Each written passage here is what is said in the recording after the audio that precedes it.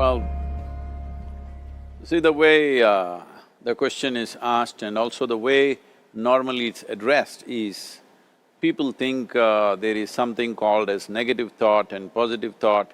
They want to remove the negative thoughts and have only positive thoughts. For such people, I would ask them to just experiment for 10-15 seconds. Let them forcefully remove one thought from their mind. For example, next 10 seconds, just don't think of a monkey. Try not to think of a monkey for next 10 seconds. You will see you will be full of monkeys. So what I'm saying is, this is the nature of your mind, because in this mind, all the three pedals are throttle. There is no brake, there is no clutch. Whatever you touch, it will only go faster. In this kind of mind, people have been taught from moral teachers and religious teachers, do not think about bad things. Well, since then it's been a full-time job. So there is no way you can handle the mind like this. This doesn't need any great enlightenment. If you spend 2 minutes with your eyes closed, you will realize you cannot do anything forcefully with this mind. So, I want to remove negative thoughts. Do not ever go in this direction, because what you want to remove will become your quality. Always you will be on it. So what should I do? The thing is this, without understanding the fundamental mechanism of this mind, because our mind, human mind, is the most sophisticated computer on the planet. Even all the supercomputers have come out of this. When this is the case, is it not important that we understand the mechanics of how it functions?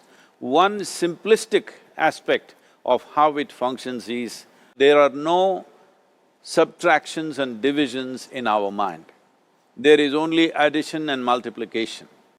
If you try to do something with it, it will say one more. If you try hard, it will multiply into many more. In this mind, you don't try to identify what is positive, what is negative and try to remove it. First of all, one needs to understand, this mind of yours, this body of yours is supposed to serve you. The life that you are is important. Body and mind are vehicles that must serve us. If you sit in a vehicle, it must go where you want to go. If it goes to its own destination, what is the point of such a vehicle? It's just a nuisance. Right now, most human beings are unfortunately experiencing this fantastic possibility of human mind as a nuisance, as a troublesome thing. Well, this is the most beautiful thing you have.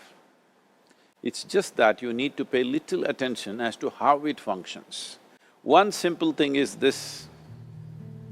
First and foremost process is, that's why we put out this process called Isha Kriya. This is to distance yourself from your physiological and psychological process. There is something called as you which exists. This is not a composite of all your thoughts and emotions and physiological processes. Beyond that, there is you. If you close your eyes, even if you cannot see anything, you're still there. It is through the window of your eyes that you're looking out, but if you close your eyes, it doesn't mean that you don't exist, you still exist. So beyond your thought, you still exist, beyond your emotion, you still exist. So that you, the life that you are, this has to come into your experience. Why is it that you're not allowing that to come into your experience, which is the most significant aspect of who you are? Who you are right now, the most significant aspect is, you and me are alive right now, this is it. What I'm thinking, what you're thinking is not the important thing. We are alive right now, that is the important thing.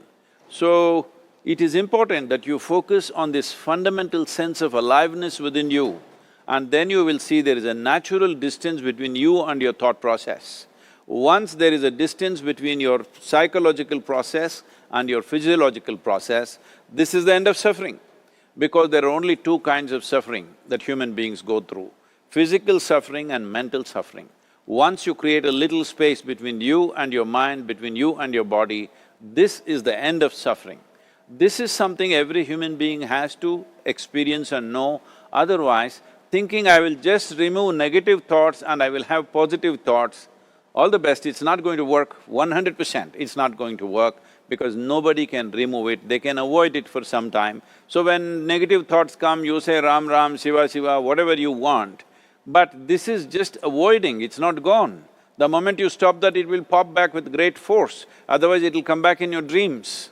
So it's very important, first of all you need to understand your anger, your resentment, your fear, your anxieties, the negativity that you generate. Generally resentment, anger, it is always directed towards somebody. But we need to understand this is poisons that we are drinking and expecting somebody else to die. Fortunately, life doesn't work like that. If I drink poison, I die. If I drink poison, you don't die. So, we need to understand this. When I say poison, today you can have yourself chemically analyzed. Right now, what is your blood work, what it says? 5 minutes of intense anger, check your blood work and see, there will be lots of negative elements in it, literally you're poisoning yourself. So, do you want to poison yourself? Definitely not. Now the very question is coming from certain helplessness, what shall I do? Don't do anything, just sit back and just concern yourself with something which is a life process. Maybe your heartbeat, maybe your breath, maybe just a sensation of being alive. Depending upon how sensitive or how perceptive you are, accordingly, find something. It could be a sensation in the body, it could be breath, it could be heartbeat, it could be anything, something which indicates life to you.